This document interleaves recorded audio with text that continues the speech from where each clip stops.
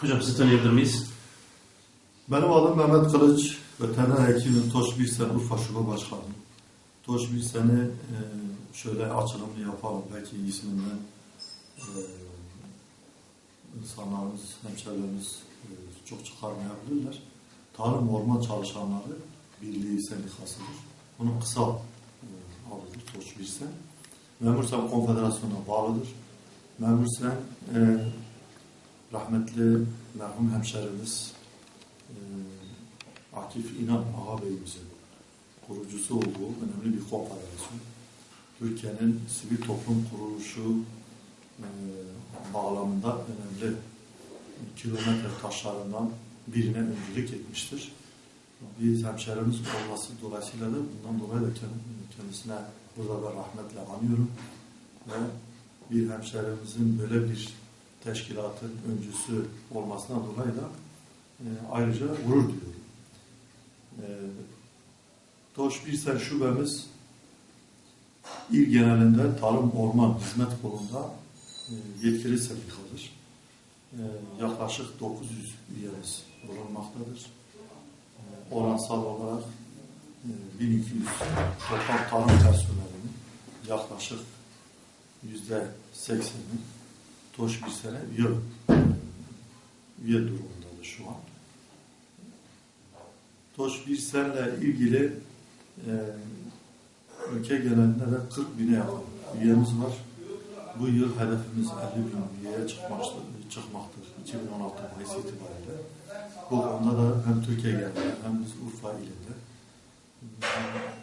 bize üye olmamış durumda olan personel kardeşlerimizin de sendikamıza gönül vererek güç kazanmaları için çaba sarf ediyoruz. Toş Birsen her zaman birlikten doğan bu gücü tarımda hizmete çevirebilmenin kaygısı ve heyecanı içerisinde olmuştur. Gerek Türkiye'de gerekse de ilimizde tarımsal hizmetlerin daha rentable kullanılması ve tarımda çalışan personellerin refah düzeylerinin, özlük haklarının daha iyi noktalara gelmesi için çabalar sarf etmekteyiz.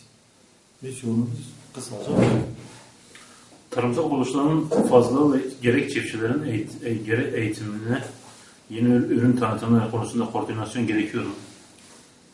Tarım Toş Birsen olarak biz Türkiye'de arazi varlığı açısından 3. sırada olan bir iliz. Arazi varlığının açısından 3. il olmamızın verdiği önemin yanı sıra tarım ürünlerinin önemli bir kısmında özellikle stratejik ürün dediğimiz buğday, pamuk, fıstık, Urfa kırmızı biberi ve benzeri kırmızı mercimek, mısır. Bunlarda Türkiye'de birinci durumdayız üretimde. Dolayısıyla bu kadar önemli stratejik ürün tarımda üretmemize rağmen koyunculukta da çok önemli üst sıralardayız. 1 milyon 150 bin küçük başımız var. 180 bin dolayında da büyükbaş hayvanımız var. Bu değerlerimizle, bu potansiyelimizle ilimizde bulunan tarımsal kuruluşların sayısını biz fazla değil, tam tersine az bulmaktayız. Özellikle Zirai Karantina Araştırma Müdürlüğü'nün ilimize kazandırılmasını özellikle de burada yetkililerden istiyoruz, bekliyoruz. Dağınık halde hizmet vermeye çalışan tarım binalarımızın bir tarım kampüsü halinde bir araya getirilerek hemşehrilerimize tek adımda tarım hizmeti verebilmenin daha önemli, daha ekonomik ve zaman açısından da kazanç sağlayacağına inanıyoruz. Bir diğer Toş Birsen olarak önem verdiğimiz konu çiftçimizin modern eğitimle, modern eğitim bilgileriyle tarım yetiştiriciliği yapmasıdır. Bunu başarabilirsek mevcut potansiyelimizin çok üstünde tüm Türkiye'yi besleyebilecek bir verim artışını sağlayabilecek potansiyellerimiz var. Dolayısıyla GAP Tarımsal Araştırma Enstitüsü Müdürlüğü bünyesinde 2 yıl önce kurulu bulunan misafirhane amacıyla kurulmuş olan Tarımsal Eğitim Merkezi'nin ayrı bir birim olarak Urfa'ya kazandırılmasını biz özellikle yetkililerimizden bekliyoruz. Eğer ayrı bir birim olarak Tarımsal Eğitim Merkezi'ni biz Urfa'mıza kazandırırsak tarım uzman kadroları, eğitimci kadroları burada sürekli istihdam halinde bulunmuş olacak. Dolayısıyla gerek tarım personeli, gerekse de çiftçilerimiz, hayvan yetiştiricilerimiz istedikleri zaman modern tarım bilgisine buradan ulaşarak sertifikalı eğitim almış olacaklar. Bir diğer konu çok hassas olan tüm halkımızı, tüm hemşehrilerimizi ilgilendiren gıda konusu. Gıda da tarım hizmet kolumuzun alanı içerisinde daha hijyenik, daha kaliteli, daha güvenilir ve doğal ürün diyebileceğimiz gıda ham maddelerinin üretimi, tüketimi, pazarlanması sürecinin eğitimle buluşmasını da biz önemsiyoruz. Dolayısıyla eğitim, öğretim bilgimiz bu konularda arttıkça gıda alanında da çok daha hijyenik, çok daha doğal ürün tüketebilecek bilinçli bir tüketici ve aynı zamanda bilinçli bir üretici haline gelmiş olacağız. Şanlıurfa'da tarımda istenilen üretimin yapılmaması ve yeni ürün çeşitliliğinin olması için neler yapılmalıdır?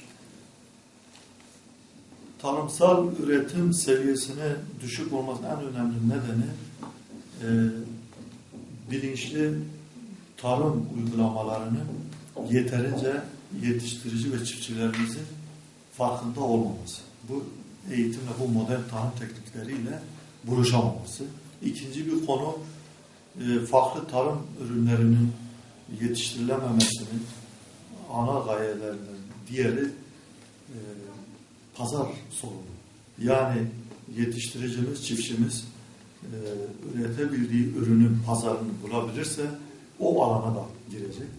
Ayrıca tüm dünyada olduğu gibi ülkemizde de tarım sübvansiyonla ayakta kalmaktadır. Devlet destek ve teşvikleriyle ayakta kalmaktadır. Eğer tarım ürün deseninin artmasını istiyorsak özellikle ürün deseninin artışına vesile olacak ürün çeşitlerinde bakanlığımızın destek politikalarını ve teşvik politikalarını o yönde artırması gerekmektedir. Çiftçilerimiz bu desteklerin yönünde desteklerin artışına paralel olarak kendi ürün desenini belirleyebilmektedirler. Bu konuda biz öncü olmak durumundayız. Hem desteklerimizle hem bilgimizle olaya böyle bakıyoruz. Mesela tarım alanında biz istiyoruz ki tarımsal sanayi ve endüstriyel bitki üretimiyle sebze ve meyve üretimi, bunun yanında ayrıca sera üretimi ilimizde yaygın bir şekilde yetiştiriciliği olsun, tarımı ve üretimi olsun. Ama bu alanların çok az olduğunu görüyoruz. Bunun ana nedeni bu alanda eğitim ve söz konusu desteklemelerin az oluşundan kaynaklanmaktadır. Diğer bir konu hayvancılıkta da mesela ilimize özgü bir kanatlı yetiştiriciliği, yine ilimizin Siverek bölgesinde manda yetiştiriciliği, keçi yetiştiriciliği, bunlar çok az ürünler, kalemler.